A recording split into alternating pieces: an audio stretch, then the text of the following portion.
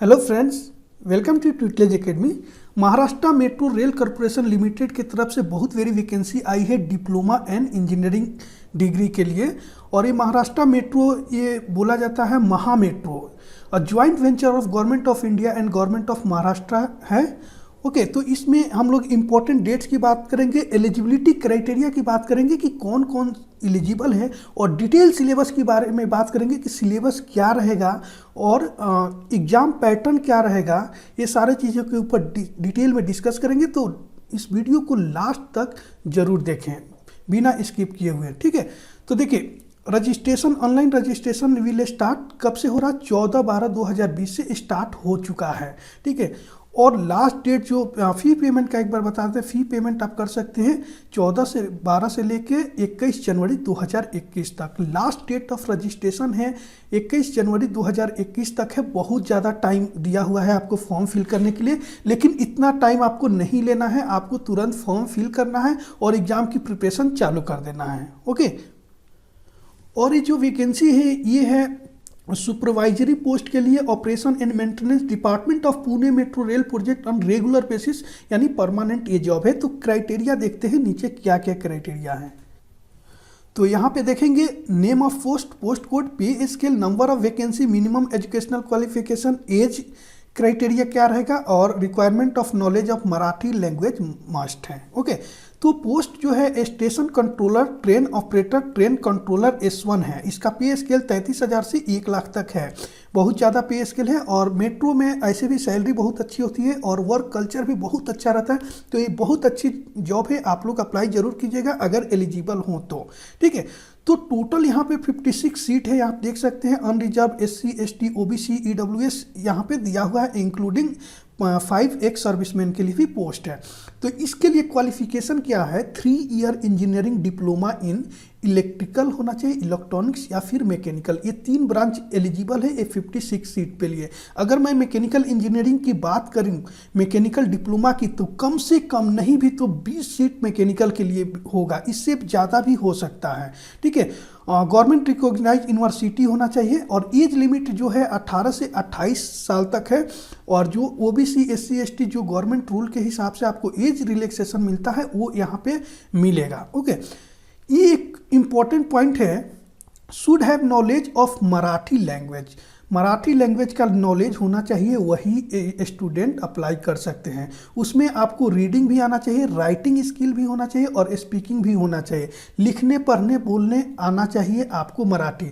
मतलब सीधा सीधा इन लोग नहीं बताया है कि आप महाराष्ट्र के अलावा दूसरा कैंडिडेट अप्लाई नहीं कर सकता है, ऐसा बोल नहीं सकते हैं। तो इन्होंने क्या किया है कि ऐसा बता दिया कि मराठी जो है मस्ट है। इसका मतलब यही हो गया कि जो महाराष्ट्र के कैंडिडेट होंगे वही मराठी लिखने पढ़ने और बोलना जानते होंगे। ठीक है, तो वही अप्लाई कर सकते हैं। कुछ स्टूडेंट एकाध हो सकते हैं कि जो अदर स्टेट से भी है बट उनको मराठी का नॉलेज हो, तो वो अप्लाई कर सकते हैं। तो महाराष्ट्रियन जो स्टूडेंट है उनके लिए एक बेस्ट अपॉर्चुनिटी है पुणे मेट्रो के लिए। तो उनका ज्वाइनिंग जो है पुणे, नागपुर या मुंबई हो सकता है। तो आगे डिस्कस करते हैं। और अब देखिए सेक्शन इंजीनियर का पोस्ट है इलेक्ट्रिकल के लिए। तो इसके लिए 4 पोस्ट है यहाँ पे। तो उसमें इलेक्ट्रिकल इंजीनियरिंग चाहिए 4 साल का, और इसमें भी मराठी जो है सबके लिए मतलब मस्ट है, वो ज़रूरी है, कंपलसरी है कि मराठी बोलने लिखने और पढ़ने आना चाहिए। ठीक है, उसके बाद आते हैं सेक्शन इंजीनियर IT S3 पे। तो इसका भी देखिए 4 ईयर इंजीनियरिंग चाहिए IT से, कंप्यूटर इंजीनियरिंग ब्रांच। ठीक है, तो उनके लिए भी 1 पोस्ट है सिर्फ। ठीक है, इसमें भी देखिए यहाँ पे लिखा है मराठी लैंग्वेज आना चाहिए, एज लिमिट सेम है। अब देखिए सेक्शन इंजीनियर इलेक्ट्रॉनिक्स का भी 5 पोस्ट है, और सेम क्राइटेरिया है, इलेक्ट्रॉनिक्स इंजीनियरिंग 4 साल का होना चाहिए। सेक्शन इंजीनियर मैकेनिकल के लिए जो पोस्ट है वो उसमें 1 पोस्ट है, उसमें भी 4 साल का इंजीनियरिंग होना चाहिए मैकेनिकल इंजीनियरिंग से। ओके, अब उसके बाद बात करते हैं जूनियर इंजीनियर इलेक्ट्रिकल।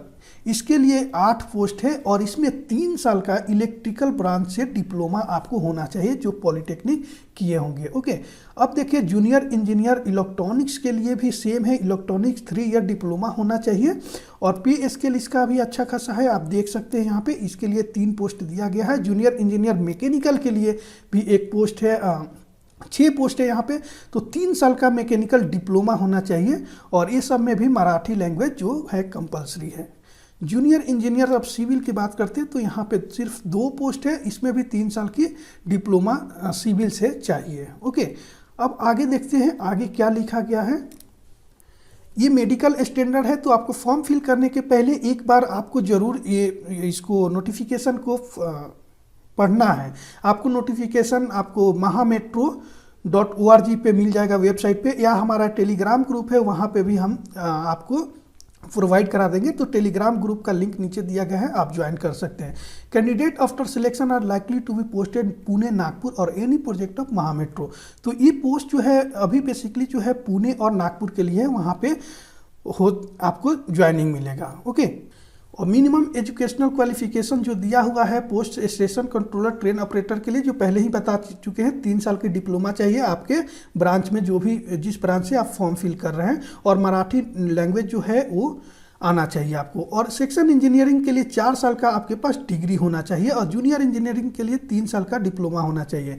और एक जगह ये भी लिखा है कि अगर हायर क्वालिफिकेशन है तो वो भी एलिजिबल हैं, मतलब आपके पास BTech हैं और आप डिप्लोमा पे अगर अप्लाई करना चाहते हैं तो आप अप्लाई कर सकते हैं। ओके, अब देखते हैं सिलेक्शन प्रोसेस की बात करते हैं। तो सिलेक्शन प्रोसेस में ऑनलाइन टेस्ट होगा, यानी CBT कंप्यूटर बेस्ड टेस्ट। उसके बाद और जब रिटर्न आपका एग्जाम निकलेगा तो साइको टेस्ट होगा, उसके बाद पर्सनल इंटरव्यू और फिर मेडिकल एग्जामिनेशन होगा। किसके लिए? स्टेशन कंट्रोलर के लिए।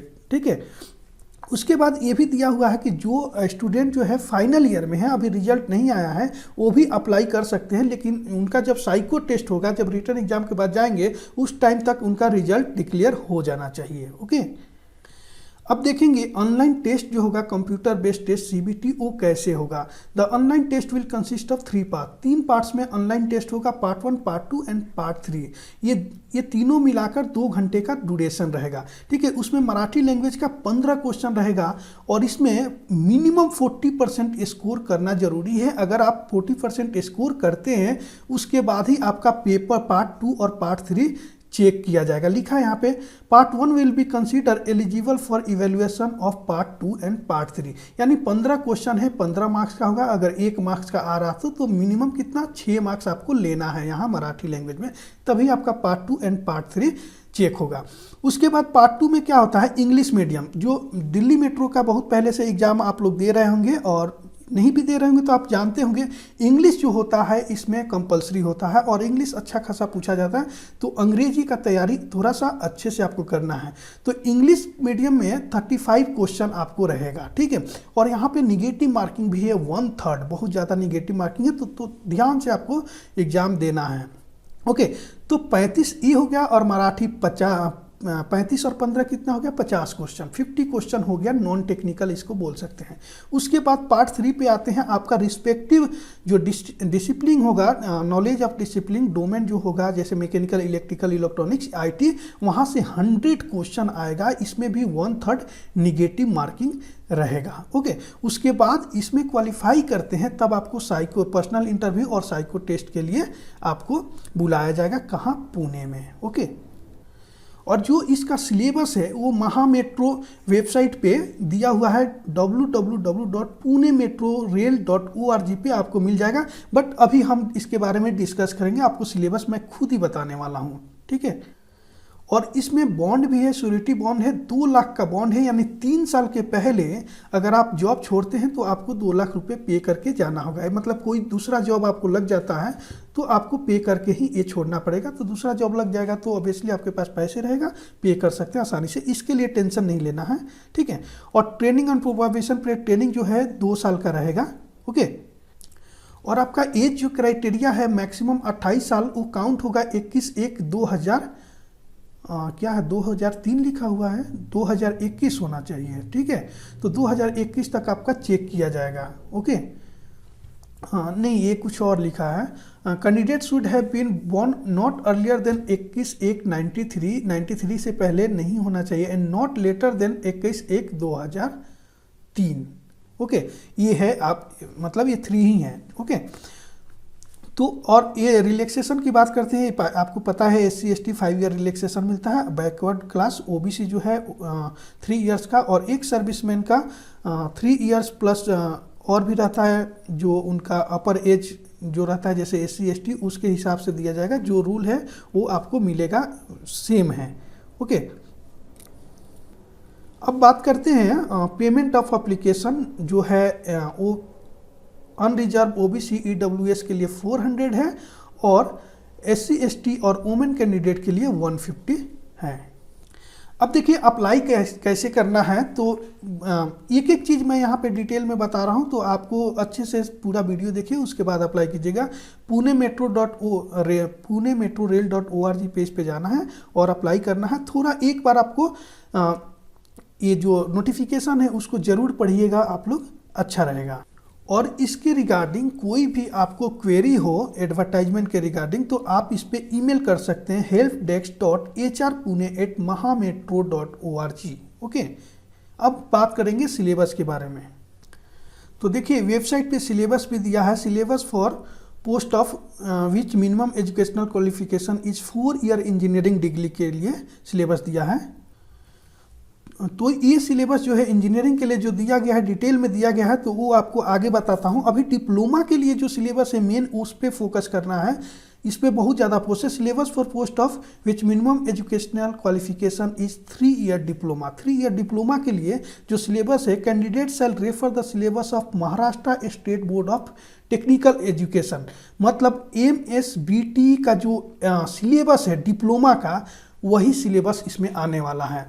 तो MSBT जो भी महाराष्ट्र के स्टूडेंट हैं तो वो MSBT का सिलेबस को अच्छे तरीके से जानते हैं। जैसे मैं भी महाराष्ट्र का स्टूडेंट हूँ, नागपुर से पॉलिटेक्निक किया हुआ है, तो MSBT का मुझे सिलेबस अच्छे से पता है और महाराष्ट्र से ही मेरा डिग्री भी हुआ है, तो अच्छी तरीके से सिलेबस मुझे पता है कि क्या है। तो उसके अकॉर्डिंग सिलेबस के अकॉर्डिंग जो है कोर्स भी हम रेडी किए हैं। तो आप हमारे ट्विटलेज एकेडमी के एप्लीकेशन पे विजिट कर सकते हैं, गूगल प्ले स्टोर से हमारा एप्लीकेशन डाउनलोड कर सकते हैं, या लिंक दिया गया है डिस्क्रिप्शन में, वहाँ से भी डाउनलोड कर सकते हैं। और वहाँ पे हम बहुत जल्दी कोर्स स्टार्ट करने वाले हैं महा मेट्रो के लिए, तो आप कोर्स ज्वाइन कर सकते हैं। और कौन कौन महाराष्ट्र से है, MSBT से डिप्लोमा किया हुआ है, वो नीचे कमेंट्स में आप लोग जरूर बताएंगे। और महाराष्ट्र में कहाँ से आप लोग पॉलिटेक्निक किए हैं, किस कॉलेज से, एक बार आप कमेंट्स जरूर कीजिएगा, फिर मैं भी आपको बताऊंगा कि मैं किस कॉलेज से किया हूँ। ओके, तो ये रहेगा। और उसके साथ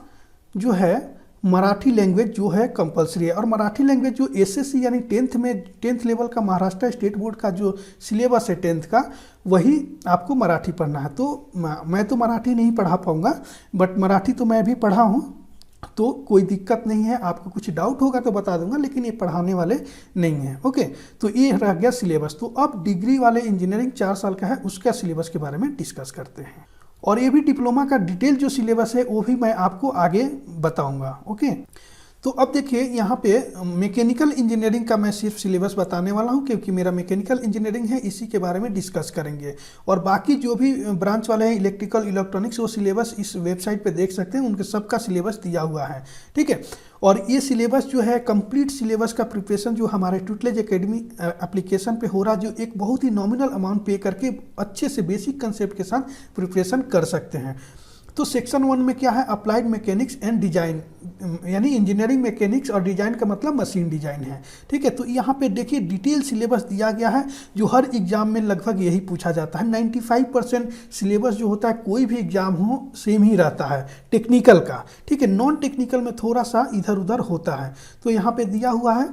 और थ्योरी ऑफ मशीन भी है, इसमें वाइब्रेशन का भी टॉपिक है जो बहुत सारे एग्जाम में नहीं रहता है, बट यहाँ वाइब्रेशन भी आपको पढ़ना है। मशीन डिजाइन है, ये सारे चीज़ें हैं। ओके, अब आगे बात करते हैं। हाँ, थ्योरी ऑफ मशीन में देखिए एक्स्ट्रा सब्जेक्ट क्या है, गायरोस्कोप है और बैलेंसिंग, जो बहुत सारे एग्जाम में नहीं पूछा जाता है, बट यहाँ पूछा गया है। वाइब्रेशन भी है जो यहाँ पे पूछा गया है। ओके, अब देखेंगे सेक्शन 2 में fluid mechanics and thermal engineering है। ठीक, जैसे UPSC का एग्जाम का आप सिलेबस देखे होंगे तो पेपर 1 पेपर 2 रहता है। पेपर 1 में जो है ये थर्मल इंजीनियरिंग फ्लूइड मैकेनिक्स होता है, और पेपर 2 में जो होता है टॉम, मशीन डिजाइन, प्रोडक्शन वगैरह होता है। तो यहाँ पे फ्लूइड मैकेनिक्स का वही सिलेबस है जो आप लोग इंजीनियरिंग में पढ़े होंगे, कोई ज़्यादा नहीं है। हीट एंड मास ट्रांसफ़र है, HMT इसको बोलते हैं, हीट ट्रांसफ़र। ठीक है, थर्मोडाइनमिक्स है, थर्मोडाइनमिक्स का वही सारा चीज़ पूरा है, first law second law. Okay, application of power engineering, power engineering मतलब है पावर प्लांट इंजीनियरिंग, तो ये यहाँ पे आएगा। इसमें रेफ्रिजरेशन एंड एयर कंडीशनिंग यानी RAC से भी क्वेश्चन पूछा जाएगा। ओके, टर्बो मशीनरी से भी क्वेश्चन पूछा जाएगा। टर्बो मशीनरी मतलब पावर प्लांट इंजीनियरिंग का ही पार्ट्स है। उसके बाद आते हैं section 3 material manufacturing and industrial engineering. ठीक है, जैसे इंडस्ट्रियल इंजीनियरिंग की बात करें, बहुत सारे एग्जाम में नहीं पूछा जाता है, कुछ कुछ एग्जाम में ही पूछा जाता है। तो मैंने पहले ही क्या बताया था, किसी भी एग्जाम, कोई भी एग्जाम देने जा रहे हैं 95% सिलेबस जो होता है सेम ही रहता है। क्या नहीं रहता है 5% में, जैसे इंडस्ट्रियल इंजीनियरिंग हो गया, वाइब्रेशन हो गया, क्वालिटी कंट्रोल हो गया, वो सब नहीं रहता है। कैड कैम नहीं रहता है। तो ये सारा चीज़ें यहाँ पे पढ़ना है। Material science engineering, material casting वस्टिंग तो रहता ही है सब में। मशीनिंग एंड मशीन टूल ये भी रहता है। CNC बहुत कम एग्जाम में पूछा जाता है, CMM, कैड कैम, तो यहाँ पे वो भी सब पूछा गया है। ओके, अब देखिए, अब यहाँ पे प्रोडक्शन प्लानिंग एंड कंट्रोल यानी इसको बोल सकते हैं क्वालिटी कंट्रोल, इंडस्ट्रियल इंजीनियरिंग का पार्ट्स है। फोरकास्टिंग, एग्रीगेशन, प्रोडक्शन प्लानिंग, तो POT CPM, इन्वेंट्री कंट्रोल, ये सारे चीज़ें पढ़ना है। तो यहाँ पे डिटेल सिलेबस दिया गया है, जो अच्छे से आप सिलेबस को देख लीजिए, इसका प्रिंट आउट निकालिए, ठीक है, और अपने स्टडी टेबल के सामने लगाइए और डेली देखिए उस सिलेबस को, और उस हिसाब से सिलेबस के अकॉर्डिंग आप प्रिपरेशन करेंगे तो डेफिनेटली एग्जाम को क्रैक कर लेंगे। अभी बहुत टाइम है, और आपसे फिर से एक बार सजेस्ट आपको करूंगा कि आप लोग जल्दी से जल्दी फॉर्म को फिल कर लीजिए और प्रिपरेशन स्टार्ट कर दीजिए। जो मेट्रो होता है, चाहे दिल्ली मेट्रो हो या अभी महा मेट्रो है, तो इसका जॉब जो होता है बहुत ही मतलब रिस्पेक्टिव जॉब होता है, बहुत ही अच्छा जॉब होता है, सैलरी अच्छी खासी होती है, वर्क कल्चर भी अच्छा होता है। तो ये बहुत अच्छा अपॉर्चुनिटी है महाराष्ट्र के जो भी कैंडिडेट हैं, तो आप इसको फॉर्म जरूर फिल करिए। और कोई भी क्वेरी हो इसके रिगार्डिंग तो आप कमेंट्स करके पूछ सकते हैं। और ये जो आपको नोटिफिकेशन नहीं मिल रहा होगा तो आप हमारे टेलीग्राम ग्रुप पे एप्लीकेशन को, नोटिफिकेशन को डाउनलोड कर सकते हैं। और ट्विटलेज एकेडमी एप्लीकेशन को आप जरूर डाउनलोड कीजिए, वहाँ पे बहुत अच्छे से किसी भी एग्जाम का प्रिपरेशन हो सकता है। जैसे मैकेनिकल इंजीनियरिंग का आप कोई भी एग्जाम का प्रिपरेशन कर रहे हैं तो हमारे पास कोर्स है, टेस्ट सीरीज है, जो बहुत नॉमिनल अमाउंट रखा गया है, उसको आप ज्वाइन करके आप बहुत अच्छे से बेसिक कंसेप्ट के साथ प्रिपरेशन कर सकते हैं। ओके फ्रेंड्स, तो मिलते हैं नेक्स्ट वीडियो में। इस वीडियो को लाइक जरूर कीजिएगा और अपने दोस्तों को भी ज़्यादा से ज़्यादा शेयर जरूर करिएगा। Thank you for watching this video.